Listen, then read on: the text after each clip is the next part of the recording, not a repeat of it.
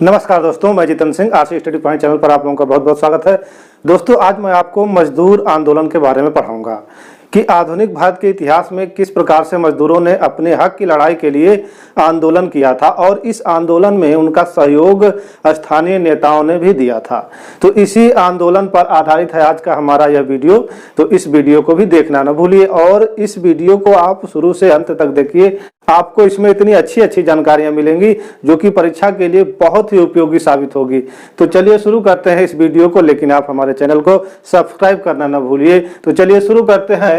मजदूर आंदोलन। आधुनिक भारत का इतिहास जो था वह मजदूर आंदोलन से भी अछूता नहीं रहा। कारण क्या था कि जब अंग्रेजों के द्वारा भारत में मिलों की स्थापना की गई और उन मिलों में भारतीय लोगों को मजदूर के रूप में रखा गया, तो जो अंग्रेज थे वो जो उनकी नीति थी वो शोषणकारी नीति थी। तो मजदूरों के साथ भी उनका शोषण जारी रहा। वो मजदूरों को कम वेतन देते थे, कम सुविधाएं देते थे, बहुत कम ही छुट्टियां देते थे, काम के घंटे बहुत ज़्यादा होते थे, उसके एवज में उनको बहुत कम दाम दिया जाता था। इन सब चीज़ों से छुटकारा पाने के लिए भारत के मजदूरों ने मजदूर आंदोलन किए थे। तो उसी क्रम में हम देखेंगे कि सबसे पहला प्रयास किसने किया मजदूरों के हितों की रक्षा के लिए। तो मजदूरों के हितों की रक्षा के लिए सबसे पहला प्रयास शशिपद बनर्जी जी ने किया था। शशिपद बनर्जी जी ने क्या किया कि 1870 ईस्वी में एक क्लब की स्थापना की जिसे श्रमजीवी क्लब कहा गया। तो श्रमजीवी क्लब की स्थापना किसने की? शशिपद बनर्जी ने। कब? 1870 ईस्वी में की। क्यों? क्योंकि इस क्लब के माध्यम से वह भारतीय मजदूरों के हितों की रक्षा करना चाहते थे। इसीलिए शशिपद बनर्जी ने आगे चल करके 1874 ईस्वी में भारतीय मजदूरों के लिए एक पत्रिका निकाली और उसका नाम क्या रखा? भारत श्रमजीवी पत्रिका। तो भारत श्रमजीवी पत्रिका किसके द्वारा निकाली गई? शशिपद बनर्जी के द्वारा। कब? 1874 ईस्वी में। और इन्होंने किस क्लब की स्थापना की थी? तो श्रमजीवी क्लब की स्थापना की थी। शशिपद बनर्जी के द्वारा प्रयास जारी थे। इसके बाद अन्य लोगों ने भी मजदूर हितों के लिए प्रयास करना शुरू कर दिया। और दूसरा नाम आता है सोहराब जी सपूर जी। सोहराब जी सपूर जी ने क्या किया कि इन्होंने सर्वप्रथम बंबई विधानसभा में श्रमिकों के लिए एक विधेयक पेश करने का प्रयास किया, लेकिन वह विधेयक पास नहीं हो सका। सोहराब जी सपूर जी ने मजदूरों के हितों के लिए बंबई विधानसभा में उन्होंने मजदूरों के हितों के लिए एक विधेयक रखा, लेकिन वह विधेयक क्या हुआ? पास नहीं हो सका। तो प्रश्न इस प्रकार पूछा जाता है कि सर्वप्रथम बंबई विधानसभा में किसने मजदूरों के लिए एक विधेयक पेश करने का प्रस्ताव पारित किया था? तो वह पारित करने वाले थे सोहराब जी, लेकिन वह प्रस्ताव पारित नहीं हो सका। इस प्रकार हम देखेंगे कि आगे चल करके मजदूरों ने हड़ताल करना शुरू कर दिया। तो भारत की प्रथम मजदूर हड़ताल कब शुरू हुई और कहां पर शुरू हुई और क्यों शुरू हुई, इस चीज की भी चर्चा देख लेंगे। तो भारत में सर्वप्रथम 1877, डेट याद रखिएगा कि 1877 में भारत में प्रथम हड़ताल की गई। किसके द्वारा? तो भारत में मजदूरों के द्वारा की गई प्रथम हड़ताल का उदाहरण कब मिलता है? 1877 में। यह हड़ताल कहाँ की गई? तो नागपुर एम्प्रेस मिल में यह हड़ताल की गई थी। और हड़ताल क्यों की गई थी? तो मजदूरों ने कम वेतन के लिए हड़ताल किया था, क्योंकि उनको कम वेतन दिया जा रहा था, काम अधिक लिया जा रहा था। इस कारण से भारत में जो प्रथम मजदूर हड़ताल हुई वह 1877 में और नागपुर एम्प्रेस मिल में हुई थी। अब इसके बाद हम आगे का घटनाक्रम देखें तो 1877 के बाद एक व्यक्ति आते हैं जिनका नाम है नारायण मेघाजी लोखंडे। नारायण मेघाजी लोखंडे ने मजदूरों के लिए क्या किया? तो इन्होंने 1880 ईस्वी में दीन बंधु नामक साप्ताहिक पत्रिका निकाली। और यह पत्रिका किसके लिए थी? तो मजदूरों के हितों के लिए थी। और यह पत्रिका अंग्रेजी तथा मराठी भाषा में निकाली जाती थी। और पत्रिका कहाँ निकाली जाती थी? तो बंबई में निकाली जाती थी। इस पत्रिका के माध्यम से नारायण मेघाजी लोखंडे ने मजदूरों के हितों का समर्थन किया। तो नारायण मेघाजी लोखंडे के द्वारा कौन सी पत्रिका 1880 में निकाली गई थी? तो दीन बंधु नामक पत्रिका निकाली गई थी, और यह किस भाषा में? तो अंग्रेजी और मराठी भाषा में होती थी, और बंबई में इसका प्रकाशन होता था। इसी प्रकार नारायण मेघाजी लोखंडे यहाँ नहीं रुके, इन्होंने आगे क्या किया कि 1890 ईस्वी में बम्बई मिल हैंड एसोसिएशन की स्थापना की। बहुत पूछा जाता है कि बम्बई मिल हैंड एसोसिएशन की स्थापना किसने की? नारायण मेघाजी लोखंडे ने की थी। कब? 1890 ईस्वी में। अब यह संस्था क्यों महत्वपूर्ण है? क्योंकि यह जो संस्था थी यह भारत की प्रथम मजदूर संगठन माना जाता है। तो भारत का प्रथम मजदूर संगठन किसके द्वारा स्थापित किया गया? बम्बई, तो नारायण मेघाजी लोखंडे के द्वारा स्थापित किया गया। और किस नाम से? तो बम्बई मिल हैंड एसोसिएशन के नाम से स्थापित किया गया। इसको याद कर लीजिएगा कि प्रथम मजदूर संगठन कौन था? तो बम्बई मिल हैंड एसोसिएशन था। किसके द्वारा स्थापित किया गया? नारायण मेघाजी लोखंडे के द्वारा स्थापित किया गया। कब? 1890 ईस्वी में स्थापित किया गया था इस संगठन को। यह भारत का प्रथम मजदूर संगठन माना जाता है। लेकिन अगर प्रश्न पूछ दे कि भारत का प्रथम आधुनिक मजदूर संगठन कौन था, तो आप लगाएंगे मद्रास श्रमिक संघ को। इसको भी अभी हम चर्चा कर रहे हैं। तो यहाँ पे आपने देखा कि भारत में प्रथम मजदूर संगठन की स्थापना हो चुकी। अब इसके बाद आगे का समय आता है, और समय था 1899 ईस्वी। 1899 ईस्वी में हमें मजदूरों के द्वारा भारत में प्रथम हड़ताल देखने को मिलती है। तो इस बात को याद रखिएगा कि भारत में मजदूरों के द्वारा प्रथम हड़ताल, अभी आपने यहाँ पर 1877 देखा, लेकिन यहाँ पर भी मजदूरों के द्वारा प्रथम हड़ताल की जाती है। लेकिन यह प्रथम हड़ताल कैसे प्रथम हड़ताल थी, जबकि यहाँ पर प्रथम हड़ताल हो चुकी थी? तो यह जो हड़ताल हुई मजदूरों के द्वारा 1899 ईस्वी में, यह भारत की प्रथम संगठित हड़ताल थी। तो अगर पूछा जाए कि भारत के मजदूरों के द्वारा प्रथम संगठित हड़ताल कब हुई, तो 1899 ईस्वी में हुई थी। जबकि यह जो हड़ताल हुई थी यह उतना संगठित नहीं थी। तो प्रथम हड़ताल तो ये, लेकिन अगर संगठित प्रथम हड़ताल पूछ दे तो आपको 1899 ईस्वी की संगठित हड़ताल पर ही टिक करना होगा। और यह जो भारत की प्रथम संगठित हड़ताल थी यह कहाँ पर की गई? तो great India peninsula railway, great India peninsula railway में भारत के मजदूरों के द्वारा 1899 ईस्वी में प्रथम संगठित हड़ताल की जाती है। इस हड़ताल का समर्थन किसने किया? तो मराठा तथा केसरी नामक अखबारों ने इस प्रथम हड़ताल का खुलकर के समर्थन किया था। प्रश्न पूछा भी गया है कि किस अखबार ने प्रथम संगठित हड़ताल का समर्थन किया था? तो मराठा तथा केसरी अखबार ने इसका समर्थन किया था। इसके बाद समय आगे बढ़ा, और समय हम देखेंगे 22 जुलाई 1908 को। 22 जुलाई 1908 को क्या हुआ कि इस दिन भारत की, उस समय के भारत की सबसे बड़ी राजनीतिक हड़ताल हुई। उस समय भारत की सबसे बड़ी राजनीतिक हड़ताल कब हुई? 22 जुलाई 1908 ईस्वी को हुई। और किसके द्वारा की गई? तो बंबई के कपड़ा मिल मजदूरों के द्वारा यह हड़ताल की गई थी। और क्यों की गई थी? क्योंकि बाल गंगाधर तिलक को 6 वर्ष का कारावास की सजा दे दी गई थी अंग्रेजों के द्वारा। तो बाल गंगाधर तिलक के 6 वर्ष के कारावास के विरोध में बंबई के कपड़ा मिल मजदूरों ने 22 जुलाई 1908 ईस्वी को हड़ताल की थी। और वह हड़ताल उस समय की सबसे बड़ी राजनीतिक हड़ताल मानी जाती है। तो इस प्रकार आपने देखा कि सबसे बड़ी राजनीतिक हड़ताल और संगठित प्रथम हड़ताल और प्रथम हड़ताल, तीनों आपको अंतर पता चल गया होगा। तो इस बात को नोट डाउन कर लीजिएगा, बहुत ज्यादा पूछा जाता है।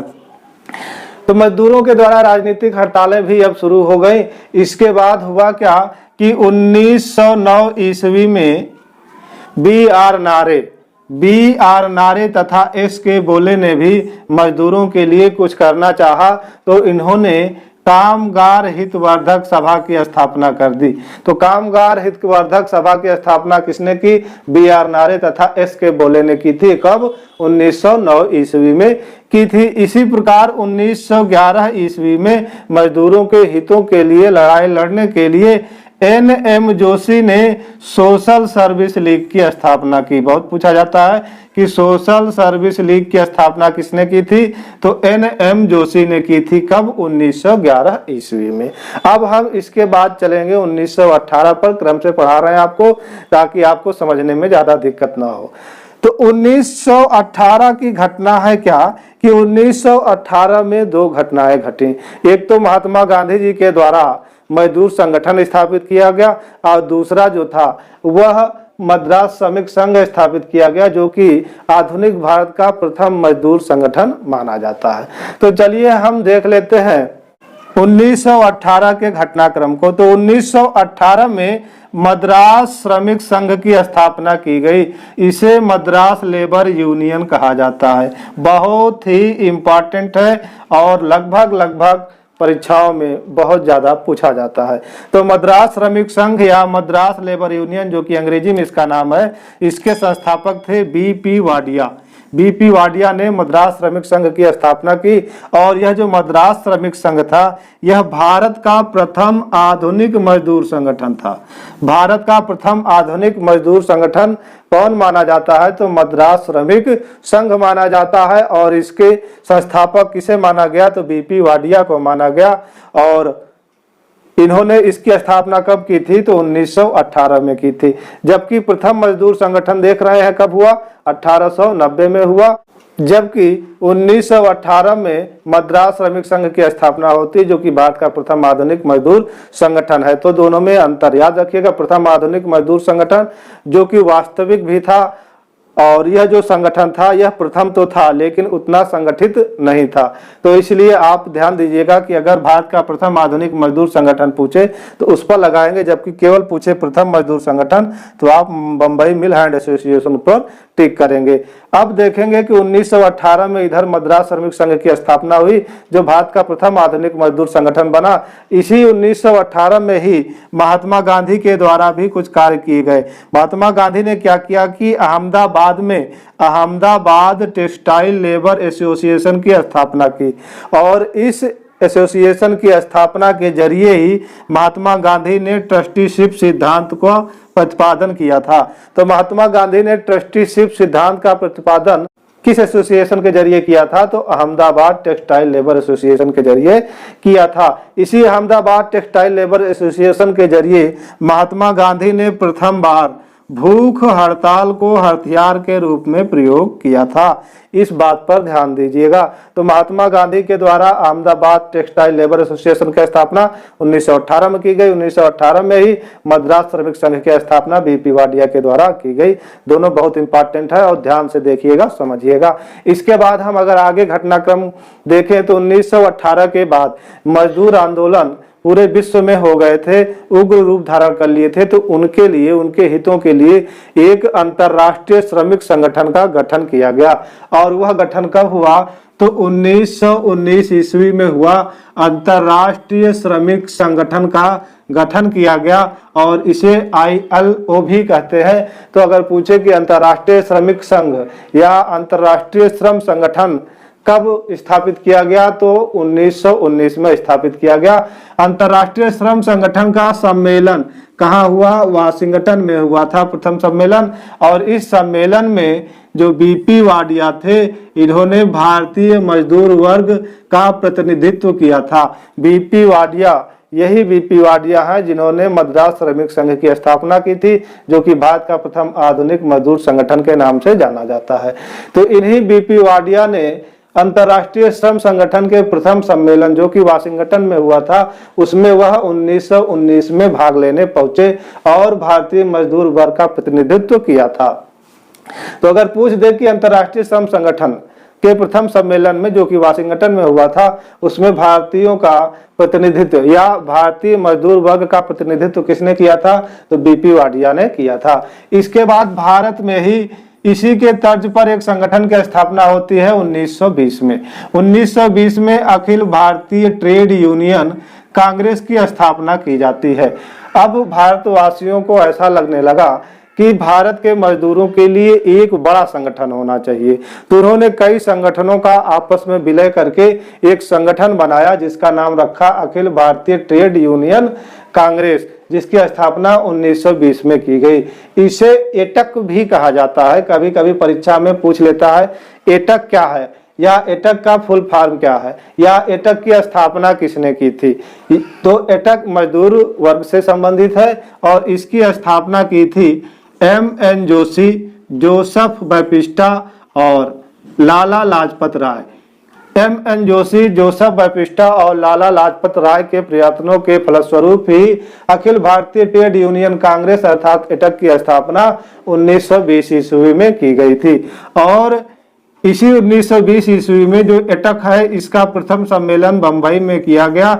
और कब? 1920 में। और इस सम्मेलन के अध्यक्ष कौन थे? तो लाला लाजपत राय। पूछा गया क्वेश्चन है कि एटक का प्रथम सम्मेलन कहां पर हुआ? बंबई में। और इसकी अध्यक्षता किसने की थी? तो लाला लाजपत राय ने की थी। और इस प्रथम सम्मेलन में महामंत्री किसे बनाया गया था? तो दीवान चमनलाल को महामंत्री बनाया गया था। इसी एटक के जरिए हुआ क्या कि इन लोगों ने अपना प्रतिनिधि बना करके 1920 ईस्वी में अंतर्राष्ट्रीय श्रम संगठन में भेजा था। तो एटक का स्थापना करने का मूल उद्देश्य था कि वह अंतर्राष्ट्रीय श्रम संगठन का सदस्य बनना चाहते थे। और इसी सदस्य बनने के लिए इन्होंने M.N. जोशी, जोसेफ बैप्टिस्टा तथा लाला लाजपत राय ने इस संगठन की स्थापना की थी। अखिल भारतीय ट्रेड यूनियन कांग्रेस की स्थापना 1920 में की। स्थापना हो जाने के बाद इन्होंने अपना प्रतिनिधि भेजा था अंतर्राष्ट्रीय श्रम संगठन में भाग लेने के लिए और उसकी सदस्यता प्राप्त करने के लिए। अब हम आगे देखेंगे कि एटक का विभाजन होता है। तो पूछा गया है कि एटक का विभाजन कितनी बार हुआ? एटक का विभाजन 3 बार हुआ था, जो कि अभी हम आगे देख लेते हैं। हम बात कर रहे थे एटक के विभाजन की, तो उसी को देखते हैं कि एटक का विभाजन कुल 3 बार हुआ था। तो पूछता है कि प्रथम विभाजन कब हुआ, या द्वितीय कब हुआ, या तृतीय कब हुआ। तो इन सब चीजों को देख लेते हैं। अखिल भारतीय ट्रेड यूनियन कांग्रेस, जिसे एटक कहा गया, इसकी स्थापना 1920 में हुई। अभी आपने पढ़ा, इसे एटक कहा जाता है। तो एटक का विभाजन कुल कितनी बार हुआ था? तो इसका विभाजन कुल 3 बार हुआ था। और प्रथम विभाजन एटक का कब हुआ? तो 1929 ईस्वी में एटक का प्रथम विभाजन होता है। जब एटक का नागपुर अधिवेशन हो रहा था, तो उस नागपुर अधिवेशन की अध्यक्षता जवाहरलाल नेहरू ने की थी। तो जवाहरलाल नेहरू की अध्यक्षता में एटक का नागपुर में अधिवेशन हुआ 1929 ईस्वी में। उसी समय एटक में कुछ विवाद उत्पन्न हो जाने के कारण 1929 में ही कुछ लोग एटक से अलग होकर के एक नई संस्था बनाते हैं, इंडियन ट्रेड यूनियन फेडरेशन। तो इंडियन ट्रेड यूनियन फेडरेशन का गठन किया गया किसके द्वारा? N.M. जोशी, V.B. गिरी तथा शिवराज के द्वारा। N.M. जोशी, V.B. गिरी तथा शिवराज के द्वारा इंडियन ट्रेड यूनियन फेडरेशन का गठन किया गया। यह गठन कब हुआ था? तो एटक से अलग होने के बाद 1929 में इसका गठन किया गया था। इसी प्रकार एटक का जो द्वितीय विभाजन होता है वह 1931 ईस्वी में होता है। 1931 ईस्वी में एटक से अलग होकर के रणदीबे तथा देश पांडे नामक व्यक्ति ने रेड ट्रेड यूनियन कांग्रेस की स्थापना की। तो रेड ट्रेड यूनियन कांग्रेस की स्थापना किसने की थी? रणदीबे तथा देश पांडे ने की थी। और कब? 1931 में, जब एटक का दूसरा विभाजन हुआ। इसके बाद एटक का तीसरा विभाजन होता है। आगे चल करके होता क्या है कि ये प्रथम और द्वितीय विभाजन जो हुए थे उनका फिर से सम्मिलन होकर के इन दोनों फेडरेशनों या कांग्रेस का गठन एक में करके, विलय एक में करके फिर से एटक में सम्मिलित कर लिया जाता है। लेकिन आगे चल करके फिर विभाजन होता है एटक में, और उसे तृतीय विभाजन कहते हैं, जो 1947 ईस्वी में हुआ। तो 1947 ईस्वी में भारतीय राष्ट्रीय ट्रेड यूनियन कांग्रेस की स्थापना की गई एटक से अलग होकर के।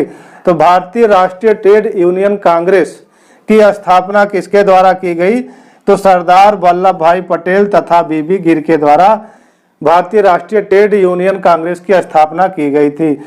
इसको अगर हम कहें तो Indian national trade union Congress, इसे इंटक भी कहा जाता है। तो याद रखिएगा कि एटक की स्थापना 1920 में और इंटक की स्थापना कब हुई? 1947 में। थोड़ा सा फर्क है। अगर फर्क नहीं महसूस करेंगे या नहीं जानेंगे तो परीक्षाओं में आपके सवाल गलत हो जाएंगे। तो इसलिए इंटक की स्थापना सरदार वल्लभ भाई पटेल और बीबी गिर के द्वारा 1947 ईस्वी में की जाती है। और इस इंटक के प्रथम अध्यक्ष के बारे में अगर पूछे तो इंटक के प्रथम अध्यक्ष थे सरदार वल्लभ भाई पटेल। सरदार वल्लभ भाई पटेल ने ही इंटक के प्रथम अधिवेशन की अध्यक्षता की थी। इस प्रकार से अगर हम थोड़ा सा पीछे चलें कि इन दोनों के बीच में क्या घटनाक्रम घटा था, तो 1927 में कामगार किसान पार्टी की स्थापना की गई श्रीपाद अमृत डांगे के द्वारा। बहुत पूछा जाता है कि कामगार किसान पार्टी का स्थापना किसने की थी, तो श्रीपाद अमृत डांगे ने की थी। कब? 1927 ईस्वी में इसकी स्थापना की थी। इसी तरह से 1938 में हिंदुस्तान मजदूर सभा की स्थापना किसने की, तो सरदार पटेल तथा राजेंद्र प्रसाद ने।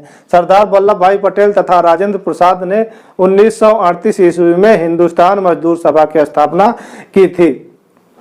इन सभाओं को याद कर लेना है, स्थापना का वर्ष भी याद कर लेना है और साथ साथ में किसने स्थापना की थी ये भी याद कर लेना है। अब आगे देखें तो 1926 की अगर बात करें तो उस समय ट्रेड यूनियन अधिनियम लागू हुआ। ट्रेड यूनियन अधिनियम पारित किया गया। पूछा गया क्वेश्चन है कि भारत में ट्रेड यूनियन अधिनियम कब पारित हुआ, तो 1926 में इसे पारित किया गया। और क्यों पारित किया गया? इस अधिनियम के द्वारा मजदूरों के हड़ताल को कानूनी मान्यता दे दी गई। तो मजदूरों के हड़ताल को कानूनी मान्यता किस अधिनियम के द्वारा दी गई, तो ट्रेड यूनियन अधिनियम के द्वारा दी गई, जो 1926 में पारित हुआ था। इसमें यह मान्यता दी गई कि आप जो हड़ताल करेंगे वह कानूनी रूप से मान्य होगा, लेकिन आप लोग अपनी हड़ताल अपने मांगों तक रखेंगे, आप किसी राजनीतिक उद्देश्य से हड़ताल नहीं करेंगे। तो राजनीतिक दृष्टि से उनके हड़ताल करने पर प्रतिबंध लगा दिया गया। अब इसी प्रकार से 1929 ईस्वी में ट्रेड डिस्प्यूट एक्ट लागू किया गया अंग्रेजों के द्वारा। इस ट्रेड डिस्प्यूट एक्ट में क्या कहा गया कि जो मजदूर है अब वह बिजली, पानी, रेलवे इत्यादि के क्षेत्र में हड़ताल नहीं कर सकते, यानी इन पर प्रतिबंध लगा दिया गया। आधारभूत चीजें जैसे बिजली, पानी, रेलवे पर मजदूरों के हड़ताल करने से प्रतिबंध लगा दिया गया। किस एक्ट के द्वारा? ट्रेड डिस्प्यूट एक्ट के द्वारा। और कब? तो 1929 में। साथ ही साथ इस एक्ट में यह प्रावधान किया गया कि आप राजनीतिक दृष्टि से कोई भी हड़ताल नहीं करेंगे। इसके बाद 1941 ईस्वी में पूछा गया है, 1941 ईस्वी में M.N. राय ने सरकार समर्थक इंडियन फेडरेशन ऑफ लेबर की स्थापना की थी। तो वह कौन सी संस्था थी जो सरकार समर्थक थी, तो वह थी इंडियन फेडरेशन ऑफ लेबर थी, जिसकी स्थापना M.N. राय ने 1941 में की थी। इसी प्रकार 1949 ईस्वी में प्रोफेसर KT शाह ने यूनाइटेड ट्रेड यूनियन कांग्रेस की स्थापना की थी। तो यूनाइटेड ट्रेड यूनियन कांग्रेस की स्थापना कौन किया था? प्रोफेसर KT शाह ने। कब? 1949 ईस्वी में इसकी स्थापना की गई थी। पूछा जाता है कि प्रथम श्रमिक आयोग का गठन भारत में कब किया गया, तो प्रथम श्रमिक आयोग का गठन 1857 में किया गया था। बहुत इंपॉर्टेंट है, इसको याद कर लीजिएगा कि प्रथम श्रमिक आयोग का गठन 1857 में किया गया मजदूरों के हितों की रक्षा के लिए। अब कुछ कारखाना अधिनियम भी लागू किए गए भारत में अंग्रेजों के द्वारा। और कुल कारखाना अधिनियम कितने लागू किए गए थे, तो 6 अधिनियम लागू किए गए। 6 कारखाना अधिनियम अंग्रेजों के द्वारा भारत में उस समय पारित किया गया था। उनमें से जो प्रमुख हैं उन्हीं अधिनियमों के बारे में हम आपको बता देते हैं। जैसे प्रथम कारखाना अधिनियम कब पारित हुआ, तो 1881 ईस्वी में पारित हुआ। और किसके समय, तो लॉर्ड रिपन के समय में पारित हुआ था। और इसमें यह प्रावधान था कि 7 वर्ष से कम उम्र के बच्चों को कारखाने में काम करने पर प्रतिबंध लगा दिया गया। यानी अब जिस लड़के की उम्र 7 वर्ष से कम है वह कारखाने में काम नहीं कर सकता, इस पर प्रतिबंध लगा दिया गया। प्रथम कारखाना अधिनियम 1881 के द्वारा। और यह किसके समय पारित हुआ, तो लॉर्ड रिपन के समय पारित हुआ था। अब हम देखेंगे द्वितीय कारखाना अधिनियम। तो द्वितीय कारखाना अधिनियम 1891 में पारित हुआ। लॉर्ड लैंसडाउन के समय यह पारित किया गया था। और इसमें यह प्रावधान किया गया कि 9 वर्ष से कम उम्र के बच्चों को कारखाने में काम करने पर प्रतिबंध लगा दिया गया। यानी जिन बच्चों की उम्र 9 वर्ष से कम है उन्हें कारखाने में काम नहीं करना है, इस पर प्रतिबंध लगा दिया गया। साथ ही द्वितीय कारखाना अधिनियम में यह भी कहा गया कि स्त्रियों के लिए सिर्फ 11 घंटे ही काम मिलेगा, यानी 11 घंटे से अधिक काम करने पर प्रतिबंध लगा दिया गया। किस कारखाना अधिनियम द्वारा? तो द्वितीय कारखाना अधिनियम द्वारा ऐसा प्रतिबंध लगाया गया था। फिर तृतीय कारखाना अधिनियम आया 1911 ईस्वी में। यह लॉर्ड हार्डिंग द्वितीय के समय में आया था और इसमें यह प्रावधान किया गया कि 9 वर्ष से 14 वर्ष तक के बच्चों को कारखाने में प्रतिबंधित कर दिया गया, यानी 9 वर्ष से 14 वर्ष के कम उम्र के बच्चों को कारखाने में काम करने पर प्रतिबंध लगा दिया गया। तो ये तीनों इंपॉर्टेंट है, याद रखिएगा। प्रथम कारखाना अधिनियम कब लागू किया गया? 1881 में। किसके समय? लॉर्ड रिपन के समय। द्वितीय कारखाना अधिनियम कब लागू किया गया? 1891 ईस्वी में, लॉर्ड लैंसडाउन के समय। और तृतीय कारखाना अधिनियम कब लागू किया गया? तो 1911 ईस्वी में लॉर्ड हार्डिंग द्वितीय के समय लागू किया गया। एक पुस्तक है, बहुत पूछी जाती है परीक्षा में, समाजवाद ही क्यों। समाजवाद ही क्यों ग्रंथ के रचनाकार कौन है? तो इस ग्रंथ को लिखा था जयप्रकाश नारायण ने। जयप्रकाश नारायण का ग्रंथ समाजवाद ही क्यों है।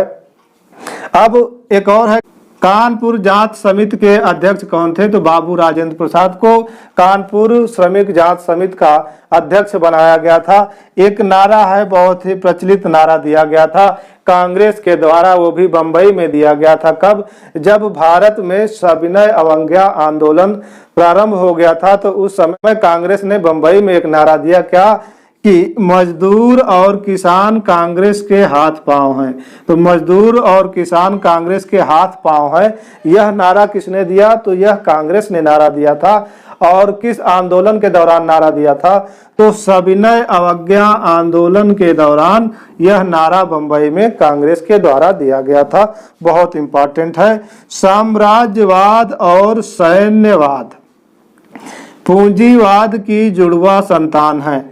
साम्राज्यवाद और सैन्यवाद पूंजीवाद की जुड़वा संतान है। यह किसने कहा था? तो यह कहा था लाला लाजपत राय ने कहा था।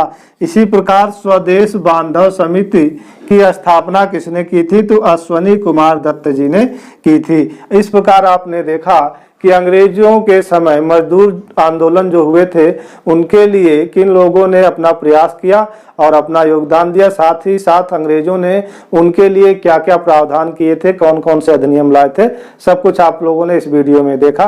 तो उम्मीद है वीडियो आपको पसंद आई होगी। अब मिलते हैं अगले वीडियो में।